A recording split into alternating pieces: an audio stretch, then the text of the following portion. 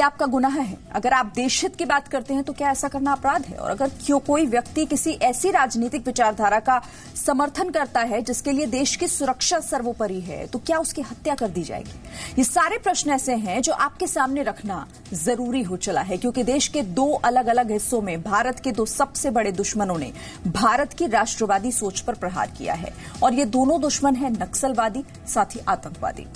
छत्तीसगढ़ के दंतेवाड़ा में नक्सलियों ने भारतीय जनता पार्टी के विधायक भीमा मंडावी के काफिले पर हमला कर दिया, जिसमें भीमा मंडावी और उनके ड्राइवर की मौत हो गई, जबकि इस नक्सली हमले में पुलिस के 3 जवान भी शहीद हुए हैं। नक्सलवादियों ने चुनाव प्रचार के लिए जा रहे बीजेपी विधायक के काफिले पर न सिर्फ भारी गोलीबारी की, बल्कि आईईडी से काफिले में चल रही गाड़ी को भी ध्वस्त कर दिया। खुफिया एजेंसियों ने पहले से ही ऐसे हमले की आशंका जताई थी, बावजूद इसके नक्सलवादी अपनी कोशिश में कामयाब रहे।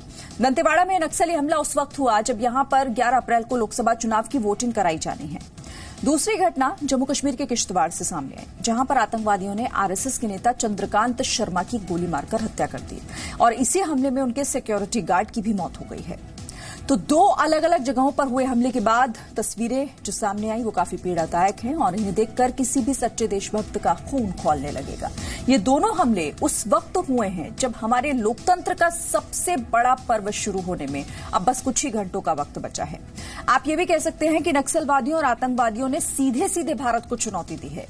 ये हम आज से नहीं बल्कि कई सालों से कहते आए हैं कि भारत को सिर्फ आतंकवाद से ही नहीं बल्कि नक्सलवाद से भी आजादी मिलनी चाहिए। लेकिन दुख इस बात का है कि हमारे ही देश में नक्सलवादियों का समर्थन करने वालों की फौज खड़ी हो जाती है। आतंकवादी और नक्सलवादियों को मासूम बताने वाले टुकड़े टुकड़े गैंग एक्टिव हैं। ये वो लोग हैं जो नक्सलियों को और आतंकवादियों से हमदर्दी रखते हैं। ऐसे लोग राजनीति से लेकर एनजीओज तक में और मीडिया से लेकर विश्वविद्यालयों तक में काफी बड़ी संख्या में मौजूद हैं। ये लोग नक्सली और आतंकी विचारधारा के बौद्धिक बॉडीगार्ड बनकर काम करते हैं। लेकिन जब नक्सली और आतंकी देश के जवानों और आम लोगों की जान पर हमला करते हैं तो यही लोग चुप्पी साध कर बैठ जाते हैं। इनमें से कई लोग तो ऐसे भी हैं जो इन हमलों के बाद अंदर ही अंदर जश्न मनाते हैं। हैरानी इस बात की भी है कि हमारे देश के मेन स्ट्रीम मीडिया में इन सफेदपोश लोगों और आतंकवादियों का समर्थन करने वालों को बेनकाब नहीं किया जाता। ये इस देश की विडंबना है कि जेएनयू में देशद्रोही नारे लगाने वालों का इंटरव्यू लेने के लिए बड़े बड़े पत्रकार भी लाइन में खड़े नजर आते हैं, लेकिन जब देश के टुकड़े करने वाली सोच को बेनकाब करने की खबरें आती हैं तो तमाम पत्रकार गायब हो जाते हैं। इस तरह कई पत्रकार सालों से न्यूज रूम्स में बैठकर आतंकवादियों नक्सलवादियों के हितों की रक्षा पूरी ईमानदारी के साथ करते हैं, लेकिन देश के प्रति जो ईमानदारी होनी चाहिए वो इनमें कहीं दिखाई नहीं देती। ऐसे ही पत्रकारों को बड़े बड़े अवार्ड दिए जाते हैं। अब वक्त आ गया है कि जब देश को इस वैचारिक वायरस से भी सख्ती से निपटना पड़ेगा और इसमें सबसे बड़ी भूमिका आप निभा सकते हैं। इसीलिए आपको हथियार उठाने की जरूरत नहीं है, बल्कि आपको सिर्फ अपनी वोटिंग वाली जो शक्ति है उसका इस्तेमाल करना है। फिर चाहे छत्तीसगढ़ का दंतेवाड़ा हो, जम्मू कश्मीर का किश्तवाड़ हो या फिर देश का कोई भी दूसरा हिस्सा हो, नक्सलियों और आतंकवादियों ने लोकसभा चुनाव से पहले आप सभी को एक चुनौती दी है। क्या आप इस चुनौती के लिए तैयार हैं?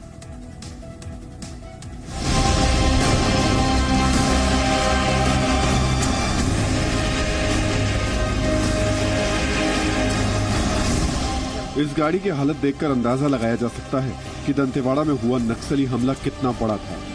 नक्सलियों ने बीजेपी के एक विधायक भीमा मंडावी के काफिले को आईईडी हमले से उड़ा दिया। इस हमले में उनके अलावा एक ड्राइवर और 3 सुरक्षा कर्मियों की मौत हुई है। ये तीनों छत्तीसगढ़ पुलिस के जवान थे। दंतेवाड़ा छत्तीसगढ़ के बस्तर लोकसभा क्षेत्र का इलाका है और यहाँ 11 अप्रैल को मतदान हुआ। वोटिंग से पहले नक्सलियों का ये हमला सवाल खड़े करता है कि मतदान के लिए हालात कितने सुरक्षित हैं। अभी तक जो जानकारी उसी अनुसार जो गाड़ी जिसमें माननीय विधायक जी बैठे थे उसी गाड़ी आईईडी के चपेट में आया है। काफी पावरफुल इंपैक्टफुल आईडी लग रहा है। काफी बड़ा एक गड्ढा क्रेटर क्रिएट हो गया। इस नक्सली हमले के बाद घटनास्थल के आसपास सर्च ऑपरेशन चलाया गया। यहाँ सीआरपीएफ के जवान तैनात किए गए हैं। दोपहर भोजन के पश्चात वे पुनः सिर्फ अपनी 3 सुरक्षा गाड़ियों के साथ रवाना होकर सबसे पहले किरंदुल पार्टी कार्यालय पहुंचे। वहां कार्यकर्ताओं से मुलाकात कर बचेली आ रहे थे। बचेली थाना प्रभारी श्री शील आदित्य सिंह को यह जानकारी मिली कि विधायक श्री भीमा मंडावी जी बचेली से कुआंकोंडा मार्ग की ओर जाएंगे, तो उन्होंने उनसे अपने मोबाइल से 15:50 बजे टेलीफोन पर बात की और उन्हें बताया कि उस मार्ग पर आरोपी नहीं है, सुरक्षा व्यवस्था नहीं है, अतएव पर्याप्त सुरक्षा नहीं होने से उस मार्ग पर न जाएं। पुलिस के मुताबिक विधायक भीमा मंडावी को उस इलाके में जाने से मना किया गया था, लेकिन वो नहीं माने। इस दौरान नक्सलियों की तरफ से काफी फायरिंग भी हुई। करीब आधे घंटे तक फायरिंग हुई है दोनों तरफ से। जो पीछे जो फॉलो थी उनके ऊपर ही फायरिंग हुई, वो भी जम के काफी देर लड़े, क्योंकि इस गाड़ी का इतना तगड़ा ब्लास्ट हुआ कि कोई गाड़ी के परखच्चे उड़ गए, सभी लोग उसी टाइम शहीद हो गए। प्रधानमंत्री नरेंद्र मोदी ने इस घटना की निंदा करते हुए शहीद जवानों के परिवार के प्रति संवेदना जाहिर की है। उन्होंने लिखा है कि छत्तीसगढ़ में हुए माओवादी हमले की कड़ी निंदा करता हूं। इस हमले में शहीद जवानों के परिवार के साथ मेरी पूरी संवेदना है। शहीदों का बलिदान व्यर्थ नहीं जाएगा। छत्तीसगढ़ में सुरक्षा बल हमेशा नक्सलियों के निशाने पर रहते हैं। इस बार उन्होंने एक विधायक की भी हत्या की है। जुलाई 2018 में नक्सलियों ने छत्तीसगढ़ के कांकेर में बीएसएफ जवानों पर हमला किया था। इस हमले में 2 जवान शहीद हुए थे। 13 मार्च 2018 को छत्तीसगढ़ के सुकमा जिले में सीआरपीएफ पर हुए आईईडी हमले में 9 जवान शहीद हुए थे। 52 साल से हम नक्सलवाद वाले कैंसर से जूझ रहे हैं। एक अनुमान के मुताबिक भारत में सक्रिय नक्सलियों की संख्या करीब 20,000 है। हालांकि इनके खिलाफ ऑपरेशन में शामिल अर्धसैनिक बलों को बेहतर ट्रेनिंग मिलती है। उनके पास अत्याधुनिक हथियार भी हैं, लेकिन जंगल वॉरफेयर आसान नहीं है, क्योंकि यहाँ नक्सली गुरिल्ला टैक्टिक्स का इस्तेमाल करते हैं। भारत के 10 राज्यों के 106 जिले इस वक्त नक्सलवाद के शिकार हैं। गृह मंत्रालय के आंकड़ों के मुताबिक वर्ष 1999 से लेकर 2018 तक 27,000 से ज्यादा नक्सली हमले हुए। इन हमलों में 12,000 से ज्यादा नागरिक और सुरक्षा बलों के 2,500 से ज्यादा जवान शहीद हुए हैं। नक्सलियों के अलावा जम्मू कश्मीर में आतंकियों ने हमला किया है। किश्तवाड़ में आतंकवादियों ने आरएसएस के नेता चंद्रकांत शर्मा की गोली मारकर हत्या कर दी। हमले में उनके गार्ड की भी मौत हुई है। बताया जा रहा है कि आतंकवादी बुर्का पहनकर आए थे। इस हमले के बाद इलाके में कर्फ्यू लगा दिया गया है और इंटरनेट सेवा भी बंद कर दी गई है।